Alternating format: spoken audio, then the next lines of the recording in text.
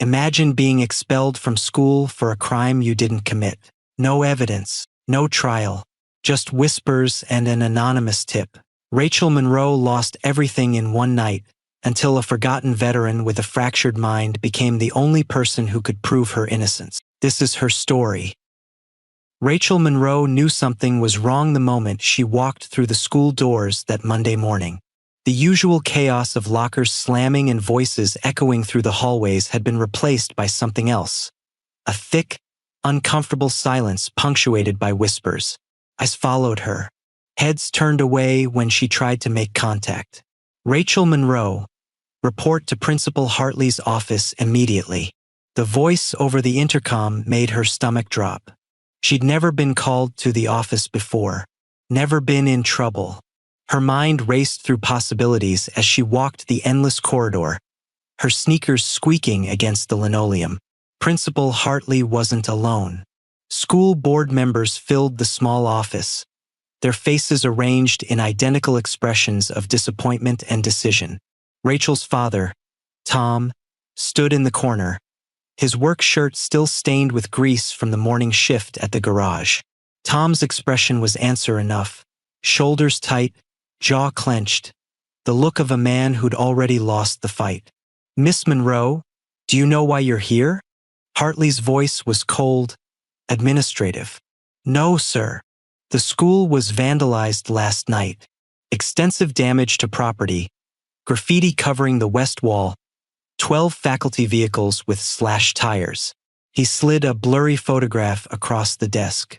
A hooded figure, impossible to identify. "Security footage shows someone matching your description near the scene late that night." Rachel's heart hammered. "That wasn't me. I was home all night. Can anyone verify that?" Board member Constance Whitmore leaned forward, her pearls catching the fluorescent light. "Your father works night shifts at the garage, doesn't he?" The trap was already sprung. Tom worked until 2 a.m. most nights to make ends meet. Rachel had been alone, doing homework, watching old sitcoms, existing in the quiet solitude of their small rental house at the edge of town. "I didn't do this," Rachel said, her voice stronger now. "You can't expel me based on a blurry photo." "There was also an anonymous tip," Hartley continued, ignoring her protest, "placing you specifically at the scene. And the security system went offline for exactly 47 minutes during the incident. Convenient timing." "Convenient for who?" Tom finally spoke, his voice rough with barely contained anger. "My daughter's being set up, and you're all too ready to believe it because we're not the right kind of family for this school." No one contradicted him. The Monroe name carried weight in this town, but not the good kind. Tom's father had done time. Tom had dropped out when Rachel's mother left. They were working class in a district dominated by families with summer homes and college funds. "Mr. Monroe, this isn't about your family's history," Whitmore said, though her tone suggested otherwise. "This is about evidence and the safety of our students and staff." "What evidence?" Rachel's voice cracked. "A shadow in a hoodie? I own a hoodie. So does half the school." "The board has voted," Hartley said, sliding expulsion papers across the desk. "Effective immediately. You'll be allowed to complete your coursework through the alternative program, and you have the right to appeal. 200 hours of community service at the VA Center will be required as part of that process." Rachel stared at the papers, the words swimming. Alternative program meant the school for kids with behavioral problems, kids who'd actually done something wrong. The scholarship she'd worked 3 years to earn, the college applications she'd spent months perfecting, all of it erased in a meeting that barely outlasted a sitcom episode. Tom grabbed the papers, his hands shaking. "We can't afford a lawyer. You know that. This is railroading, pure and simple." "There was a witness," Linda Morrison, another board member, added quietly, almost apologetically. "An elderly man was seen near the parking lot that night. Authorities tried to question him, but he was confused, disoriented. They believe he's one of the homeless individuals who occasionally camp near the highway." "Brandon," Whitmore said with distaste. Local vagrant. Claims to have memory problems. Even if he saw something, he'd never hold up as a reliable witness. Rachel felt the walls closing in. The real vandal was out there, free, probably laughing about this. And she was being sacrificed because she was easy, because her family couldn't fight back, because in this town, justice came with a price tag they couldn't afford. She thought about her physics teacher, Ms. Alvarez, who'd written her a recommendation letter calling her exceptional. Exceptional students didn't get expelled. Exceptional students didn't lose everything because someone needed a scapegoat. When do I start? Rachel asked quietly, exhaustion replacing the fight in her chest. Community service begins tomorrow, Hartley said. The VA Center expects you at 4 p.m. The meeting ended. No one looked at Rachel as they filed out. Tom stayed close as they walked through the empty hallways. Outside, in the parking lot where 12 cars had been destroyed, Tom pulled Rachel into a tight hug. The autumn air was cold, but his arms were warm. Steady. We'll fight this, baby girl. Somehow we'll fight this. But Rachel could hear the doubt in his voice, feel it in the way he held her just a little too tight. They both knew how this story was supposed to end. The VA Center smelled like industrial cleaner and old coffee. Rachel signed in at the front desk, her court-mandated community service badge clipped to her shirt, announcing to everyone exactly what they already assumed about her. Nurse Patricia, a woman with kind eyes and no-nonsense efficiency, handed her a clipboard and a stack of activity schedules. You'll be helping with recreational therapy sessions, Patricia explained, leading her down a corridor lined with faded photographs of soldiers from wars Rachel had only read about in textbooks. Many of our veterans here struggle with PTSD, traumatic brain injuries, memory issues. Your job is to assist, not to judge. The words stung more than Patricia probably intended. Everyone else had already judged Rachel. Why should she be any different? The common room was quieter than she expected. A few men played cards in the corner. Others stared at a television showing a game show no one seemed to be watching.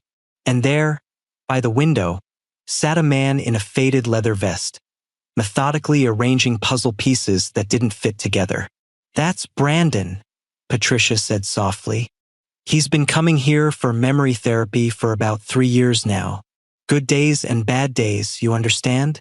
Today seems to be somewhere in between. Rachel watched him for a moment. He wasn't as old as she'd expected. Mid-60s, silver hair in a ponytail, wearing a faded leather vest with patches she couldn't quite make out. Her first week passed in a blur of bingo games, art therapy sessions, and learning to navigate the unpredictable waters of men whose minds had been shattered by war and time. Brandon was different from the others. He rarely spoke, but Rachel noticed he watched people, really watched them as if trying to memorize faces he knew he'd forget. It was during her second week, while Rachel sat in the corner reading through her appeal case files during lunch break, that everything shifted. She'd spread out the police report, the blurry security photos, the anonymous tip that had destroyed her life. She was highlighting inconsistencies when a shadow fell across her papers. Brandon stood there, staring at the grainy image of the graffiti on the school wall. His hand trembled as he reached out, not quite touching the photo. I've seen those, he said, his voice rough from disuse. Rachel's breath caught. The symbols? Where? He didn't answer. Instead, he grabbed a napkin from the table and a pen from Rachel's bag, his movements suddenly urgent. His hand moved across the paper in quick, confident strokes. When he finished, Rachel's blood went cold. The symbols matched perfectly. The spray-painted anarchist A, the crude skull, even the strange spiral that had been tagged on the gymnasium door. Brandon had recreated them all from memory. How do you know these? Rachel whispered. Brandon's eyes cleared, and she saw something sharp and present looking back at her. I was there. I saw. Then, as quickly as it came, the clarity faded. His eyes went distant again. Saw what? Where was I? Brandon, please. Rachel grabbed his hand, desperate. The school. Were you at the high school 2 weeks ago? At night. But he was already retreating into himself, confusion replacing that brief flash of lucidity. Patricia appeared, gently guiding Brandon back to his seat, whispering reassurances that seemed to calm him. What just happened? Rachel demanded. Memory fragments, Patricia explained. Sometimes something triggers a recall, but it's unreliable, inconsistent. 5 minutes from now, he won't remember drawing those symbols. Rachel stared at the napkin, adrenaline spiking through her veins. This man had seen something. He knew something. But how could she prove it when he couldn't even remember his own memories? That evening, Tom arrived to pick Rachel up, early for once. He'd closed the garage to be there, sacrificing income they couldn't afford to lose. As they walked to the truck, Tom paused, noticing Brandon smoking on the side patio. I know him, Tom said suddenly. That's Brandon, the supposed witness who was too confused to help me. No, I really know him. Tom walked closer, recognition dawning. Brandon Cole. He used to bring his bike to my dad's shop, back when I was a kid. He rode with the Dust Riders. They were legends around here. Everyone thought he died in some accident years ago. Brandon looked up at the sound of his full name. Something flickered in his expression. Tom Monroe. Brandon's voice was uncertain but reaching. Little Tommy? You grew up. Yeah, I did. Tom sat down beside him. You taught me how to change spark plugs when I was 8 years old. You and the guys would park your bikes outside the shop, and I'd wash them for quarters. For the next 30 minutes, Rachel watched her father and Brandon talk about engines, roads, the Dust Riders MC that had once been Brandon's world. Tom explained the accident. Hit by a drunk driver, traumatic brain injury. When Brandon woke up, his brothers were gone, scattered. He couldn't remember enough to find his way back. Jimmy Wilson still runs the club, Tom said carefully. Wrecker. You remember Wrecker? Brandon's face contorted with effort. Wrecker. Big guy. Loyal. He was my VP. That's right. Tom pulled out his phone. I could reach out to him. Let him know you're here. As they drove home that night, Rachel clutched the napkin with Brandon's drawings. Her father had just given her something more valuable than evidence. He'd given her a connection to the one person who might remember the truth, if only she could help him hold onto his memories long enough to speak them. Sarah Mitchell arrived at the VA Center on a Thursday afternoon, her press credentials hanging from a lanyard and her laptop bag slung over one shoulder. Rachel had responded to her email hesitantly. Journalists hadn't exactly been kind to her family, but Sarah's message had been different. Direct, skeptical, but willing to listen.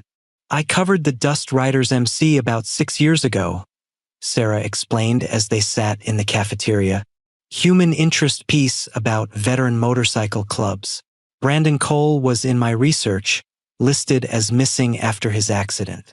If he's really here and he really saw something that night, this is bigger than your expulsion.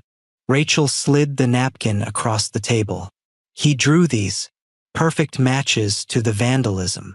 Sarah photographed it, already cataloging details, her mind working angles. Doesn't prove he was there.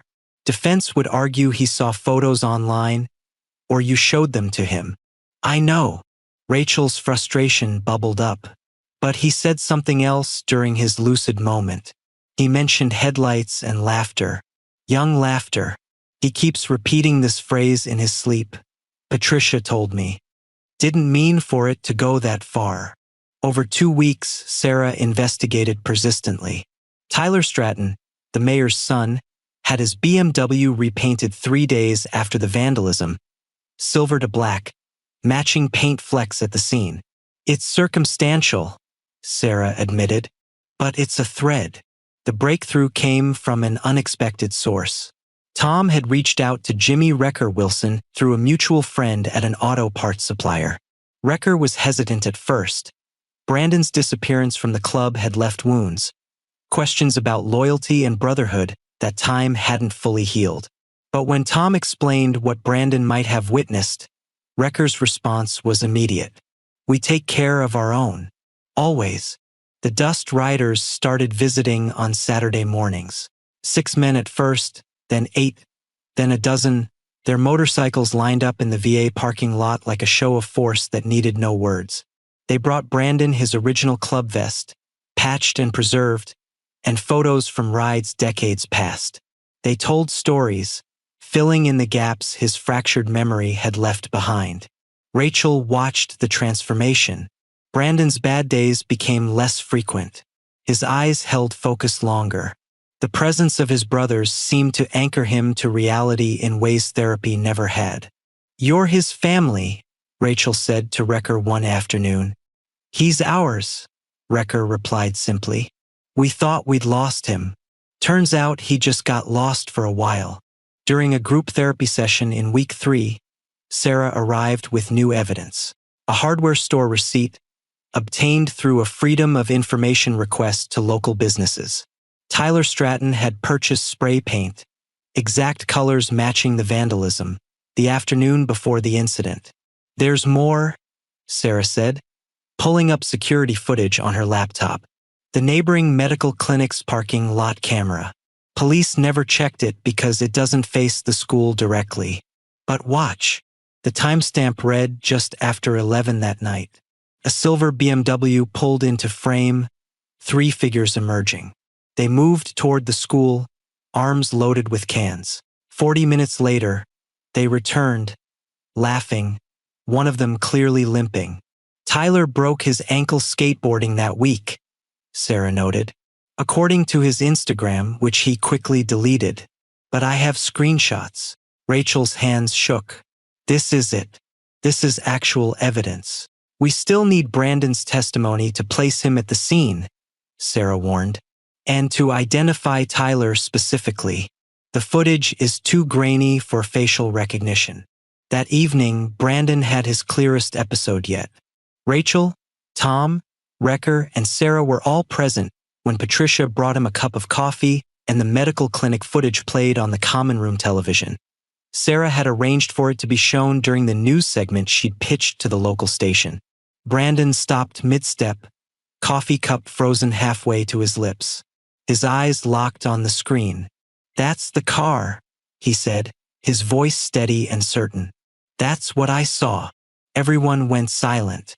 "Brandon," Wrecker moved closer. "Brother, you remember? I couldn't sleep. I was walking. I do that when the dreams get bad." Brandon's words came faster now, tumbling out before the memory could slip away. "I heard the hissing sound. Spray paint. I walked toward the school parking lot, staying in the shadows. 3 kids. One was limping. They were laughing about stupid scholarship kids taking the fall. The one with the limp, he saw me, pointed, said something like, 'It's just that old crazy guy. He won't remember anyway.'" Rachel pulled up a photo on her phone. Tyler Stratton's school portrait. "Is this him?" Brandon stared at the image. His memory held solid, unshakable. "That's the one who saw me. The one who was limping." Sarah was already recording, her phone capturing every word. "Brandon, would you be willing to testify to this? Officially?" Brandon looked at Wrecker, at his brothers surrounding him, then at Rachel, this girl whose life had been destroyed by the same dismissal he'd lived with for years. "I remember," he said firmly. "And yeah, I'll testify." Time someone listened to the old crazy guy. Outside, the rumble of motorcycles filled the parking lot. The Dust Riders had come in force, 20 bikes strong. They weren't just supporting Brandon anymore. They were preparing for war, the legal kind, the kind that demanded justice for one of their own and the girl who'd given him back his purpose. Rachel stood among them, her father's arm around her shoulders, and the weight on her chest, the one that had pressed down since that morning in Hartley's office, finally loosened. By Sunday, Sarah's article had gone viral. The town split into camps, some defending Rachel, others doubting Brandon's testimony. Tom found her scrolling comments at midnight. "Tomorrow, the truth takes a side," he said. The emergency school board hearing was scheduled for Monday morning. By the time Rachel arrived, half an hour early, the parking lot looked like a motorcycle rally.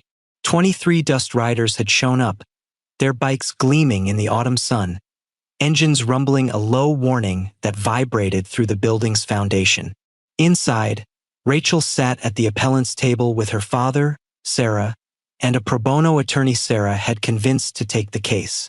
Across the aisle, the mayor and his high-priced legal team radiated confidence. Tyler Stratton sat between his parents, his expression carefully neutral, his ankle boot conspicuously absent now. Principal Hartley called the hearing to order, his discomfort visible. The community turnout was unprecedented. Standing room only, with local news cameras recording everything. Sarah presented her case, hardware receipts placing Tyler buying spray paint, medical clinic footage showing 3 figures, Tyler's deleted Instagram posts about his ankle injury. Jordan Webb's statement admitted Tyler paid him to make the anonymous tip. Jordan was supposed to be the anonymous tip, Sarah explained. He called in Rachel's name because Tyler told him to. He was promised it would just scare her, not destroy her future.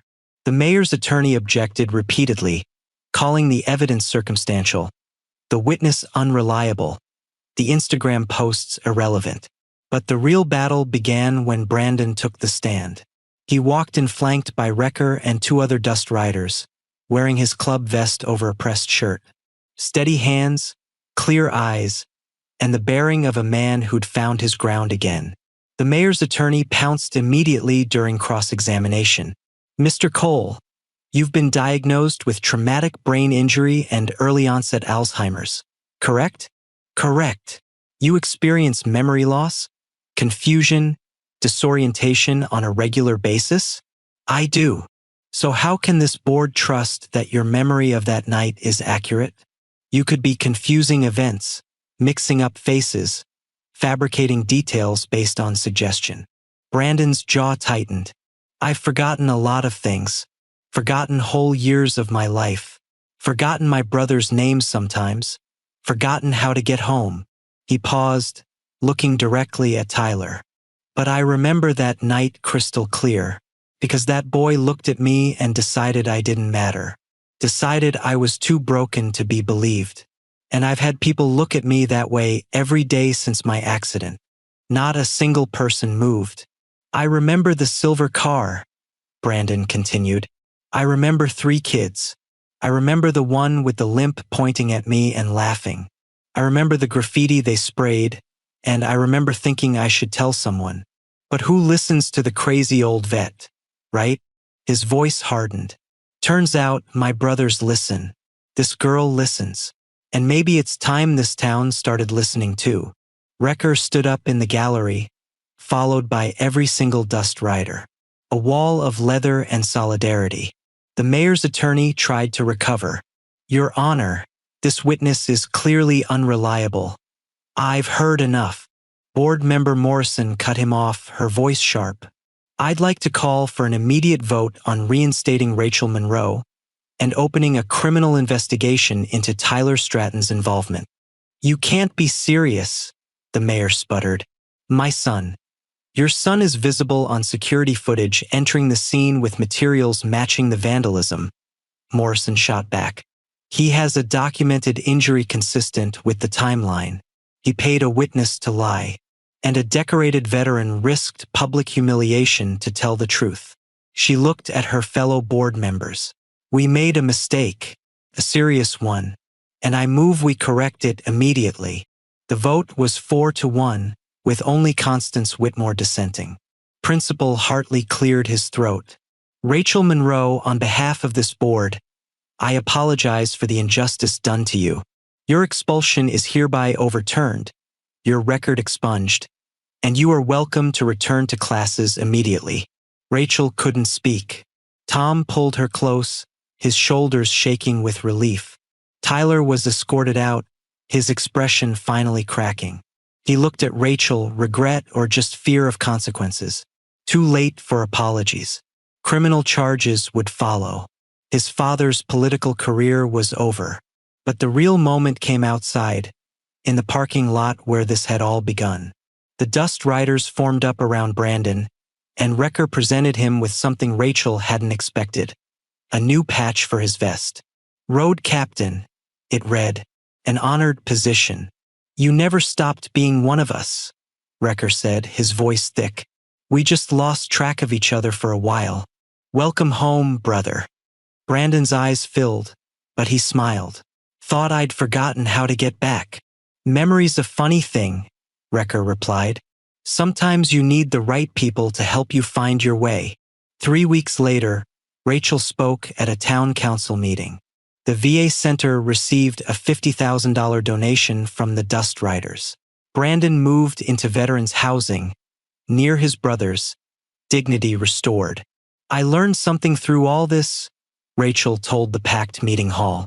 We judge people by their worst moments, their biggest struggles, their most visible scars. But Brandon Cole had a traumatic brain injury and still saw the truth more clearly than people with perfect memories. He was dismissed as broken, but he was the strongest person in that school. Maybe it's time we stopped deciding who matters based on who's easiest to believe. The applause was thunderous. That Saturday, the Dust Riders invited Rachel and Tom on their monthly memorial ride, honoring fallen veterans. Rachel rode on the back of her father's borrowed bike, Brandon leading the pack with Wrecker beside him, 23 motorcycles strong. As they rolled through town, Rachel understood something profound. Justice hadn't just cleared her name. It had given Brandon back his identity, reminded a community what honor looked like, and proved that the most unlikely heroes are sometimes the ones everyone else forgot to see. The warrior had never left. He'd just been waiting for someone to remember he was worth fighting for too. Rachel's name was cleared, but the real victory belonged to everyone who refused to let her story end in silence. Brandon reminded us that broken doesn't mean forgotten, and that sometimes the strongest warriors are the ones still fighting for others. What would you have done in Rachel's place? Share your thoughts below. And if this story moved you, don't forget to like, subscribe, and embrace the journey with us, because every story matters.